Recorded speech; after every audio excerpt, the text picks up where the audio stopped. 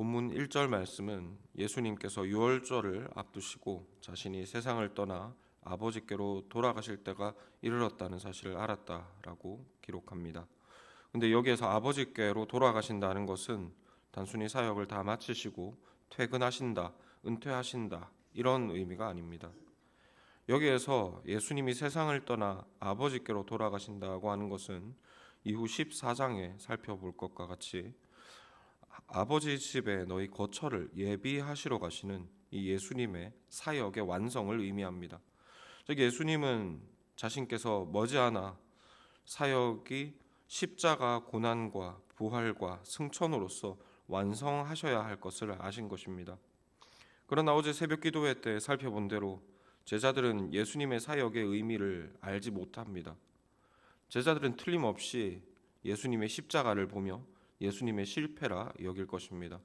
부활은 예수님의 개인적인 경사로 여길 것이고 승천은 예수님의 떠나가심, 제자들을 버리심으로 여길 것입니다. 예수님은 택하신 자들을 위해 죽으시고 부활하시고 승천하셨지만 제자들은 그것이 누구를 위한 일인지를 알지 못하는 것입니다. 그래서 예수님은 13장에서 17장의 말씀에 이르러 당신께서 곧 이루실 구원 사역의 의미를 제자들에게 길게 설명해 주셨습니다. 고별 강화라고 불리는 말씀이죠. 그리고 이 고별 강화의 서두인 오늘의 본문에서 예수님은 세족식을 통해서 제자들에게 장차 이루실 십자가 사역의 의미를 설명해 주고 계십니다. 말하자면 이 세족식은 예수님의 십자가에 대한 일종의 비유다라고 할 수 있습니다. 예수님은 지금껏 어떤 이야기들을 통해서 구원의 진리를 비유적으로 설명해 오셨다면 오늘은 발을 씻어주는 이 행동을 통해서 구원의 진리를 비유적으로 설명해 주고 계시는 것이죠. 그리고 이 세족식을 통해 설명되는 십자가의 의미는 크게 두 가지입니다. 그런데 오늘은 정해진 본문의 순서를 따라서 그 첫 번째 의미부터 살펴보고자 합니다. 그리고 이 세족식을 통해 드러난 십자가의 첫 번째 의미는 택하신 자들의 죄를 씻어주신이라는 의미입니다. 한 번쯤은 들어보셨겠습니다만 예수님 당시 사람들이 집에 들어올 때에는 발을 씻고 들어오는 것이 일반적인 문화였습니다. 이것은 위생적인 이유도 있었습니다. 하지만 종교적인 정결과도 어느 정도 연관이 있었던 것으로 보입니다. 하나님께서 제정하여 주신 성막 제사 제도를 보면 제사장은 성막에 들어가기 전에 성막 앞에 있는 물두멍에서 자신을 정결하게 해야 했습니다. 하나님의 집에 들어가기 전에 물로써 자신을 정결하게 하는 것이죠.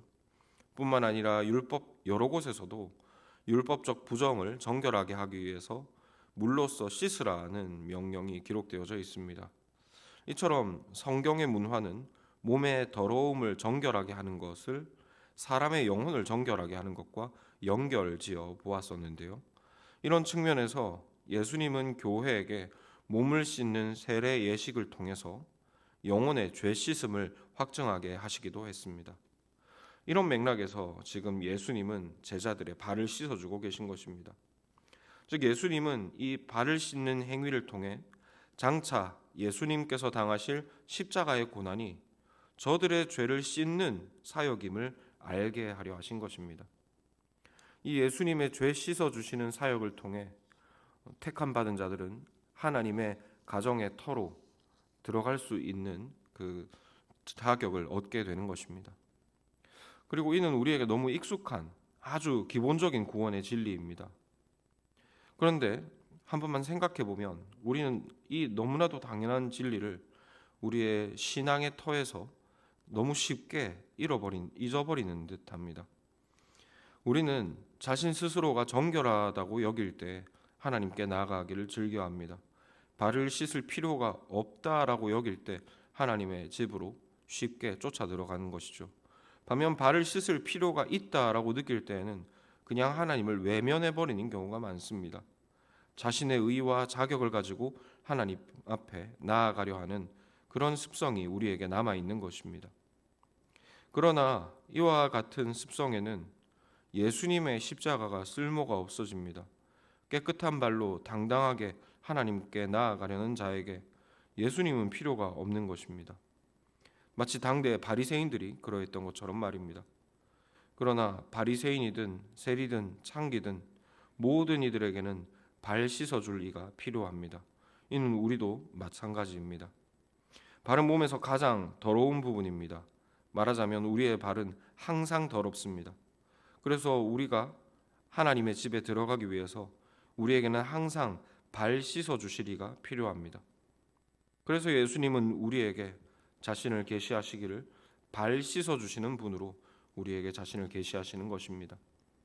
거룩하고 정결한 바리새인만을 환영하는 이가 아닌 발처럼 항상 더럽고 부정한 세리와 창기들의 친구로서 자신을 나타내신 것입니다.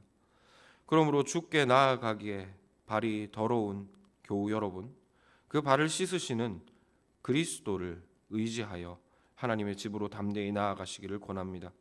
하나님의 집에 들어가기에 우리의 발은 항상 합당하지 못할 것입니다. 그러나 그리스도께서는 항상 신실하게 우리의 발을 깨끗이 씻어 주시는 분으로 자신을 나타내십니다.